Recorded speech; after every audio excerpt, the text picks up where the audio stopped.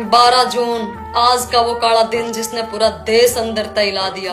अहमदाबाद में plane crash होना जिसमें 242 यात्री थे, केवल एक यात्री जिंदा बचा और 241 मौके पर खत्म हो गए, यानी जिंदा जल गए। केवल 625 फुट ही वो जहाज ऊपर उड़ा था कि एकदम तक क्रैश हो जावा है। एक मेडिकल हॉस्टल की बिल्डिंग तक टकरावा है और बिल्डिंग में कुछ MBBS डॉक्टर थे, वह भी मौके पर खत्म हो जावे हैं। इतने सारे लोगों के एक साथ मौत होना, जिंदा जलना, इतनी दर्दनाक मौत भगवान किसी ने भी को नहीं देवे।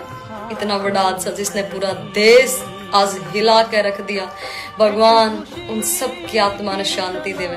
किसी के माँ बाप, किसी के भाई, किसी की बहन, किसी के बच्चे मासूम, कितने इंसान उसमें बैठे थे, सब खत्म हो गए रहे। जो लोग अपने सपनों की उड़ान भर रहे थे, कोई जिंदा नहीं बचा, सब मर गए रहे।